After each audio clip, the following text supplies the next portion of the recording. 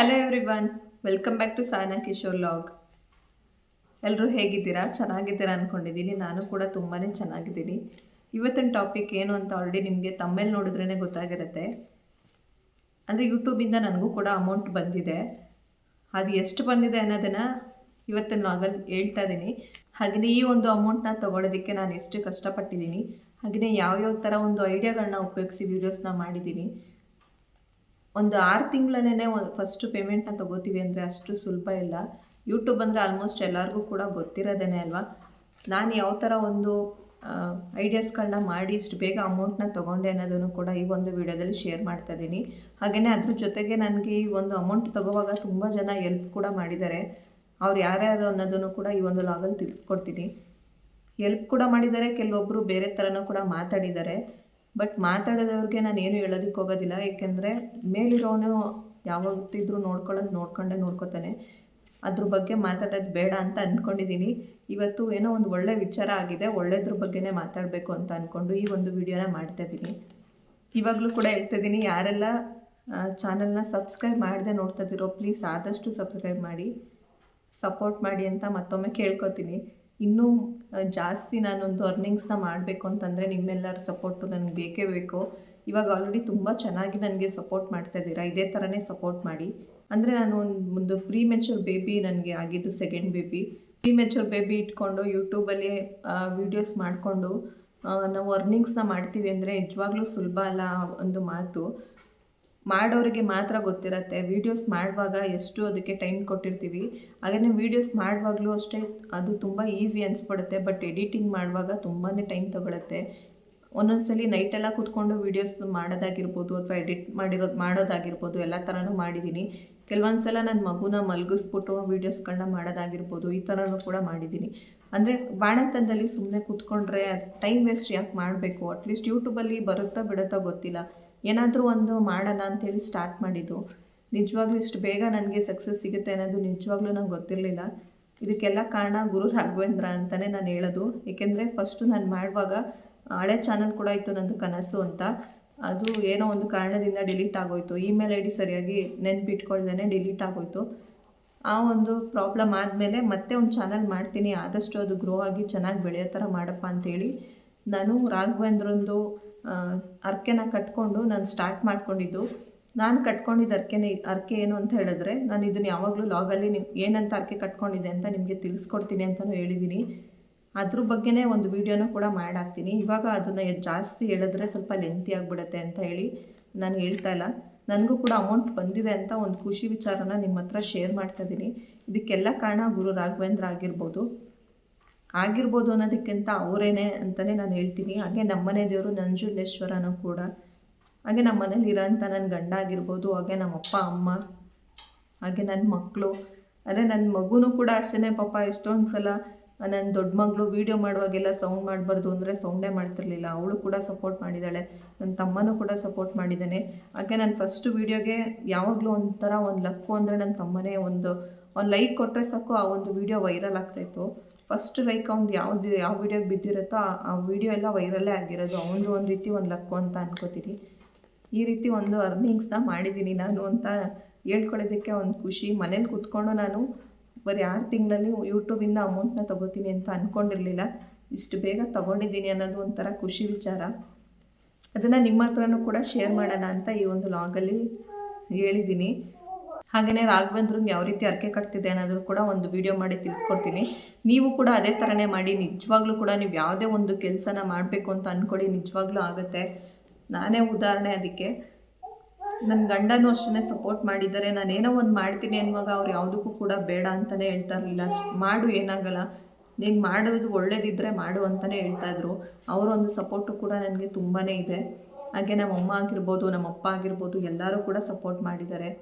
ಹಿಂದೆ ಮುಂದೆ ಮಾತಾಡೋರು 100 ಜನ ಇದ್ದರೆ 20 ಜನನಾದರೂ ನಮಗೆ ಒಳ್ಳೇದು ಬಯಸೋರು ಇರ್ತಾರೆ ಅಂತ ನಾನು ನಂಬಿದ್ದೀನಿ. ಅದನ್ನು ನಂಬ್ಕೊಂಡೆ ಇವಾಗಲೂ ಕೂಡ ಜೀವನ ಮಾಡ್ತಾಯಿರೋದು. ಹಾಗೆ ಬಟ್ಟೆನ ಆನ್ಲೈನಲ್ಲೇ ಮಾರಬೇಕು ಅಂತಂದರೆ ಕೆಲವೊಬ್ಬರು ಹೇಳ್ತಾಯಿದ್ರು, ನೀವು ಯಾರು ಅಂತ ಫಸ್ಟ್ ಎಲ್ಲರಿಗೂ ಗೊತ್ತಿರಬೇಕು. ಏಕೆಂದರೆ ಆನ್ಲೈನ್ ಪೇಮೆಂಟ್ ಮಾಡುವಾಗ ಯಾರು ಅಂತಲೇ ಗೊತ್ತಿಲ್ಲ, ಹೆಂಗೆ ಇವ್ರ ಹತ್ರ ಅಮೌಂಟ್ನ ಪೇ ಮಾಡೋದು, ಆನ್ಲೈನ್ ಪೇಮೆಂಟ್ ಹೆಂಗೆ ಮಾಡೋದು ಅಂತ ಡೌಟ್ ಪಡ್ತಾರೆ ಅಂತಲೇ ಅಂದ್ಕೊಂಡಿದ್ರು ಅಂತ ಒಬ್ಬರು ಹೇಳಿದರು ನನಗೆ. ಆವಾಗ ನಾನು ಯೂಟ್ಯೂಬಿಂದನಾದರೂ ಸ್ವಲ್ಪ ಗೊತ್ತಾದರೆ ಎಲ್ಲರಿಗೂ ನಾನು ಯಾರು ಅಂತ. ಅಟ್ಲೀಸ್ಟ್ ನೆಕ್ಸ್ಟು ನಾನು ಅಂಗಡಿ ಅಂತೂ ಮಾಡೋದಕ್ಕಾಗಲ್ಲ. ಆಲ್ರೆಡಿ ಅಂಗಡಿ ಇತ್ತು ನಂದು. ಪಾಪು ಕಟ್ಕೊಂಡು ನಾನು ಅಂಗಡಿ ಮಾಡೋದಕ್ಕಾಗೋದಿಲ್ಲ. ಮನೇಲೇ ಸ್ಟಾರ್ಟ್ ಮಾಡ್ಕೊಳ್ಳೋಣ ಅಂದರೆ ಡೈರೆಕ್ಟಾಗಿ ಸ್ಟಾರ್ಟ್ ಮಾಡಿದ್ರೆ ಯಾರೂ ಕೂಡ ನಂಬಲ್ಲ ಅನ್ನೋದು ನನಗೆ ಒಬ್ಬರು ಹೇಳ್ಕೊಟ್ಟಿದ್ರು. ಆ ಒಂದು ರೀಸನ್ ಇಟ್ಕೊಂಡು ಯೂಟ್ಯೂಬ್ ಮಾಡೋಣ ಬೇಡ ಅಂತಂದರೆ ಫಸ್ಟ್ ಯೂಟ್ಯೂಬ್ ಗ್ರೋ ಮಾಡಿಕೊಂಡ್ರೆ ಯೂಟ್ಯೂಬಿಂದನಾದರೂ ನಾನು ಯಾರು ಅಂತ ಗೊತ್ತಾಗುತ್ತೆ. ಆವಾಗ ಸ್ವಲ್ಪ ಆನ್ಲೈನ್ ಪೇಮೆಂಟ್ ಮಾಡ್ತಾರೆ ಹೊರಗಡೆಯಿಂದ. ಅಂದರೆ ಮೈಸೂರವ್ರು ಆದರೆ ಸ್ವಲ್ಪ ಗೊತ್ತಿರುತ್ತೆ, ಬೇರೆ ಊರುಗಳಿಂದೆಲ್ಲ ಮಾಡಬೇಕಲ್ವ ಅಂಥೇಳಿ ಅರ್ಥ ಮಾಡಿಕೊಂಡು ಯೂಟ್ಯೂಬ್ನ ಸ್ಟಾರ್ಟ್ ಮಾಡಿದ್ದು. ಫಸ್ಟು ಸ್ಟಾರ್ಟ್ ಮಾಡಿದಾಗ ಅಷ್ಟು ನನಗೆ ಅಂದರೆ ಅದ್ರ ಬಗ್ಗೆ ಏನೂ ಕೂಡ ಗೊತ್ತಿರಲಿಲ್ಲ. ಒಂದು ಹ್ಯಾಶ್ಟ್ಯಾಗ್ ಹಾಕ್ಬೇಕು ಅನ್ನೋದು ಗೊತ್ತಿರಲಿಲ್ಲ. ಹಾಗೆ ಯಾವ ರೀತಿ ಒಂದು ತಮ್ಮೇಲ್ನ ಮಾಡ್ಬೇಕು ಅನ್ನೋದು ಗೊತ್ತಿರಲಿಲ್ಲ. ಬರೀ ಪಿಕ್ಸೆಲ್ ಆ್ಯಪಲ್ಲಿ ಒಂದು ತಮ್ಮೇಲ್ನ ಎಡಿಟ್ ಮಾಡ್ಬೋದು ಅನ್ನೋದು ಗೊತ್ತಿತ್ತು ಅಷ್ಟೇ. ಅದಕ್ಕೆ ಯಾವ ರೀತಿ ಒಂದು ವರ್ಡಿಂಗ್ಸ್ನ ಕೊಡ್ಬೋದು, ಯಾವ ರೀತಿ ಅದನ್ನು ಎಡಿಟ್ ಮಾಡ್ಬೋದು, ಹಾಗೆ ಯಾವ ರೀತಿ ತಮ್ಮೇಲ್ ಹಾಕಿದ್ರೆ ಸ್ವಲ್ಪ ಜನಕ್ಕೆ ಅಟ್ರಾಕ್ಷನ್ ಆಗುತ್ತೆ, ಹಾಗೆ ಯಾವುದೋ ಒಂದು ಟಾಪಿಕ್ನ ತೊಗೊಂಡ್ರೆ ಅಟ್ರಾಕ್ಷನ್ ಆಗುತ್ತೆ ಅನ್ನೋದು ನಿಜವಾಗ್ಲೂ ಗೊತ್ತಿರಲಿಲ್ಲ. ಬಟ್ ನನಗೆ ಒಂದು ಸರಿ ಸುಮ್ಮನೆ ಕೂತಿದಾಗ ನಾವಿವಾಗ ಯೂಟ್ಯೂಬ್ ನೋಡುವಾಗ ನಾವು ಯಾವುದನ್ನು ಜಾಸ್ತಿ ಸರ್ಚ್ ಮಾಡ್ತೀವಿ, ನೋಡೋಣ ನನ್ನ ಮೈಂಡಿಗೆ ಏನು ಬರುತ್ತೆ ಅಂತ ನಾನು ಯೋಚನೆ ಮಾಡುವಾಗ ಪ್ರೆಗ್ನೆಂಟ್ ರಿಲೇಟೆಡ್ ವೀಡಿಯೋಸ್ ಆದರೆ ಸ್ವಲ್ಪ ಜಾಸ್ತಿ ಹುಡುಗಿರು ಪ್ರೆಗ್ನೆಂಟ್ ಆಗಿರೋರು ಸರ್ಚ್ ಮಾಡೇ ಮಾಡ್ತಾರೆ. ನಾನು ಕೂಡ ಜಾಸ್ತಿ ಪ್ರೆಗ್ನೆಂಟಲ್ಲಿ ಯೂಟ್ಯೂಬ್ನೇ ಜಾಸ್ತಿ ನೋಡಿರೋದಲ್ವ, ಅದನ್ನೇ ಮಾಡೋಣ ಅಂಥೇಳಿ ನನಗಾದಂಥ ಒಂದು ಎಕ್ಸ್ಪೀರಿಯೆನ್ಸ್ನ ಪ್ರೆಗ್ನೆಂಟಲ್ಲಿ ಆದಂಥ ಎಕ್ಸ್ಪೀರಿಯೆನ್ಸ್ನ ಶೇರ್ ಮಾಡಿದೆ ಅಷ್ಟೇ. ಅದು ತುಂಬ ಚೆನ್ನಾಗಿ ವೈರಲ್ ಆಯಿತು. ಬಟ್ ಅದು ವೈರಲ್ ಆಗೋದಕ್ಕೆ ಕಾರಣ ಒಬ್ಬರು ಹೇಮಕ್ಕ ಅಂತ ಕೂಡ ಇದ್ದಾರೆ. ಅವರು ಹೇಮಾ ನಾಗರಾಜ್ ವ್ಲಾಗ್ಸ್ ಅಂತ ಹೇಳಿ, ಅವರು ಆಲ್ಮೋಸ್ಟ್ ಎಲ್ಲರಿಗೂ ಕೂಡ ಗೊತ್ತಿರೋದೇ. ಅವ್ರದ್ದೊಂದು ಚಾನಲ್ ಇರೋದು, ಅವ್ರು ಲೈವ್ ಕೂಡ ಮಾಡ್ತಾರೆ, ಹಾಗೆ ಕೆಲವೊಬ್ಬರಿಗೆ ಸಪೋರ್ಟ್ ಕೂಡ ಮಾಡಿದ್ದಾರೆ. ಈ ಥರ ಅದರಲ್ಲಿ ನಾನು ಕೂಡ ಒಬ್ಬಳು. ತುಂಬ ಚೆನ್ನಾಗಿ ಅವರಿಂದ ನನಗೆ ಚಾನಲ್ಲು ಗ್ರೋ ಆಗೋಕ್ಕೆ ಕಾರಣ ಆದರು ಅವರು.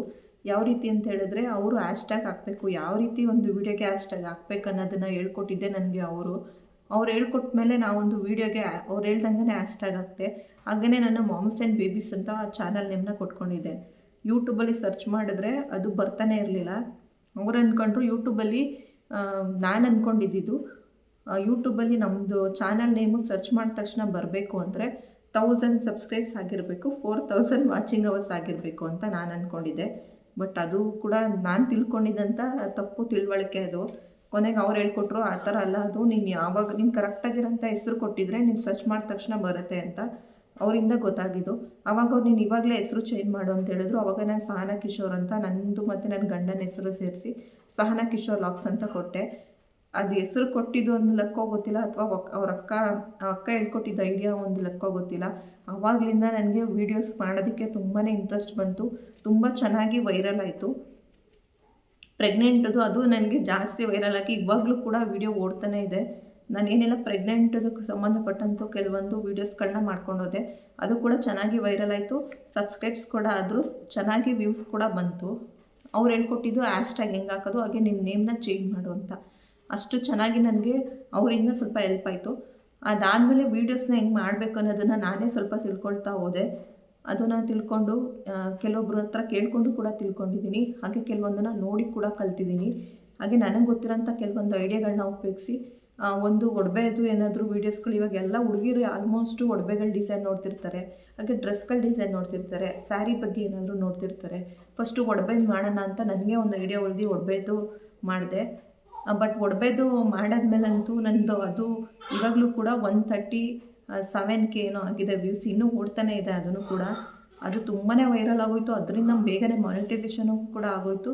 ಸಬ್ಸ್ಕ್ರೈಬ್ಸ್ ಕೂಡ ಕಂಪ್ಲೀಟಾಗಿ ಮಾನಿಟೈಸೇಷನ್ ಕೂಡ ಬೇಗನೆ ಆಗೋಯಿತು. ಹಾಗೆ ಯೋಗೇಶ್ ಸರ್ ಅಂತಲೂ ಕೂಡ ನಾನು ಆಲ್ರೆಡಿ ಹಳೆಯಲಾಗಲ್ಲಿ ತಿಳಿಸ್ಕೊಟ್ಟಿದ್ದೀನಿ. ಮಾನಿಟೈಸೇಷನ್ ಆದಮೇಲೆ ಅವ್ರು ನನಗೆ ತುಂಬ ಚೆನ್ನಾಗಿ ಹೆಲ್ಪ್ ಮಾಡಿಕೊಟ್ರು. ನನಗೆ ಅಮೌಂಟ್ ಬರೋವರೆಗೂ ಕೂಡ ನನ್ನ ಜೊತೆನೇ ಇದ್ದು ನನಗೆ ಆದಷ್ಟು ಹೆಲ್ಪ್ ಮಾಡಿಕೊಟ್ರು. ಈ ರೀತಿ ಒಂದು ಹೆಲ್ಪ್ ಕೂಡ ನನಗೆ ಅವರಿಂದ ಆಯಿತು. ಇವರು ಕೂಡ ನಾವೊಂದು ಅರ್ನಿಂಗ್ಸಲ್ಲಿ ಹೇಮಕ್ಕ ಮತ್ತು ಯೋಗೇಶ್ ಸರ್ ಇಬ್ಬರು ಕೂಡ ಭಾಗಿಯಾಗಿದ್ದಾರೆ.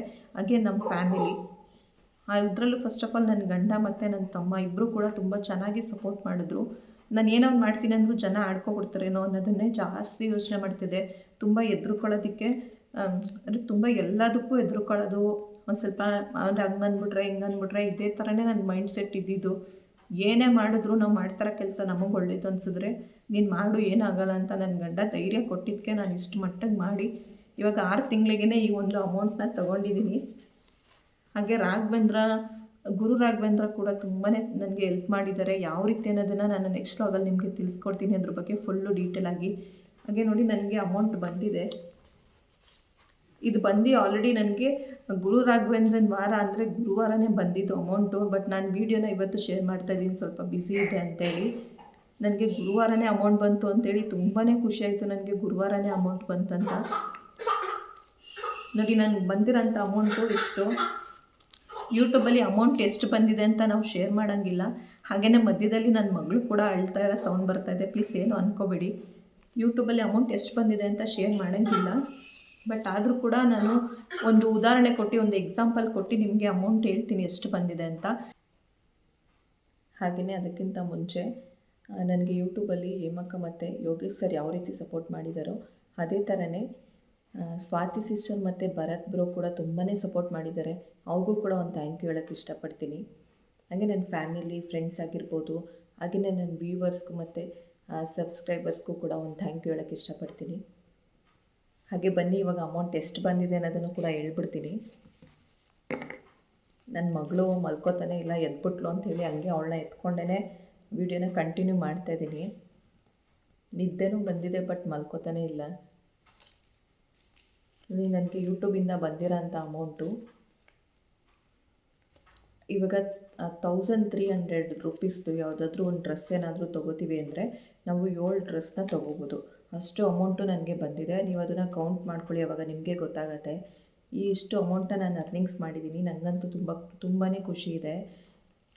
ಏನಕ್ಕೆಂದರೆ ಮನೆಯಲ್ಲೇ ಕೂತ್ಕೊಂಡು ಒಂದು ಅದೇ ನಮ್ಮ ಮನೆ ಅಂತೂ ಅಮ್ಮನ ಮನೆ ತುಂಬಾ ಚಿಕ್ಕದಿದ್ದಿದ್ದು. ಹಾಗೆಯೇ ಅಲ್ಲಿ ಯಾವುದೇ ಒಂದು ವಾಯ್ಸ್ ಕೂಡ ಸರಿಯಾಗಿ ಬರ್ತಾ ಇರಲಿಲ್ಲ ಮಾತಾಡುವಾಗ. ಹಾಗೆಯೇ ಲೈಟ್ ಬೆಳಕಾಗಿರ್ಬೋದು ಏನೂ ಕೂಡ ಅಷ್ಟಾಗಿ ಇರಲಿಲ್ಲ. ಆದರೂ ಕೂಡ ನನಗೆ ಸಪೋರ್ಟ್ ಮಾಡಿದ್ದೀರ ನನ್ನ ವೀಡಿಯೋಸ್ನ ನೋಡಿ. ಈ ಒಂದು ಸಪೋರ್ಟಿಂದನೇ ನಾನು ಇಷ್ಟು ಮಟ್ಟಿಗೆ ಬೇಗನೆ ಅಮೌಂಟನ್ನ ತೊಗೊಂಡಿದ್ದೀನಿ. ಇಷ್ಟು ಅಮೌಂಟನ್ನ ನಾನು ಯೂಟ್ಯೂಬಿಂದ ತೊಗೊಂಡಿದ್ದೀನಿ ಅಂತೇಳಿ ಈ ಒಂದು ಲಾಗಲ್ಲಿ ತಿಳಿಸ್ಕೊಟ್ಟಿದ್ದೀನಿ. ಹಾಗೆ ಯಾರೆಲ್ಲ ನನಗೆ ಸಪೋರ್ಟ್ ಮಾಡ್ತಾಯಿದ್ದೀರೋ ಎಲ್ಲರಿಗೂ ಕೂಡ ಥ್ಯಾಂಕ್ ಯು. ಇನ್ನೂ ಇದೇ ಥರನೇ ಸಪೋರ್ಟ್ ಮಾಡಿ, ಹಾಗೆಯೇ ಇದೇ ಥರನೇ ಜಾಸ್ತಿ ಅರ್ನಿಂಗ್ಸ್ ಆಗೋ ಥರ ಮಾಡಿ ಅಂಥೇಳಿ ಈ ಒಂದು ಲಾಗಲ್ಲಿ ಕೇಳ್ಕೊತಾ ಇದ್ದೀನಿ. ಹಾಗೆ ಯಾರೆಲ್ಲ ನನಗೆ ಸಪೋರ್ಟ್ ಮಾಡಿದ್ದೀರೋ ಎಲ್ಲರಿಗೂ ಕೂಡ ಒಂದು ಥ್ಯಾಂಕ್ ಯು ಹೇಳಿ ಈ ಒಂದು ಲಾಗ್ನ ಎಂಡ್ ಮಾಡ್ತಾಯಿದ್ದೀನಿ. ಇಷ್ಟು ಒಂದು ಅರ್ನಿಂಗ್ಸ್ನ ನಾನು ಯೂಟ್ಯೂಬಿಂದ ಒಂದು 6 ಮಂತ್ಸಲ್ಲೇ ಮಾಡಿದ್ದೀನಿ. ಹಾಗೆ ರಾಘವೇಂದ್ರಂಗೆ ಏನೊಂದು ಅರ್ಕೆ ಕಟ್ಕೊಂಡಿದೆ ಅನ್ನೋದನ್ನು ಕೂಡ ನೆಕ್ಸ್ಟ್ ಲಾಗಲ್ಲಿ ತಿಳಿಸ್ಕೊಡ್ತೀನಿ. ಹಾಗೆಯೇ ಬೇಗ ಅರ್ನಿಂಗ್ಸ್ನ ಮಾಡ್ಕೋಬೇಕಂದ್ರೆ ಯಾವ ರೀತಿ ಒಂದು ವೀಡಿಯೋಸ್ನ ಮಾಡಬೇಕು, ಹಾಗೆ ವೀಡಿಯೋಸ್ ವೈರಲ್ ಆಗಬೇಕಂದ್ರೆ ಏನೊಂದು ಐಡಿಯಾಗಳನ್ನ ಉಪಯೋಗಿಸ್ಬೇಕು ಅನ್ನೋದನ್ನು ಬೇಕು ಅಂದರೆ ತಿಳಿಸ್ಕೊಡ್ತೀನಿ ಅಂತೇಳಿ ಈ ಒಂದು ಲಾಗ್ನ ಎಂಡ್ ಮಾಡ್ತಾಯಿದ್ದೀನಿ. Thank you.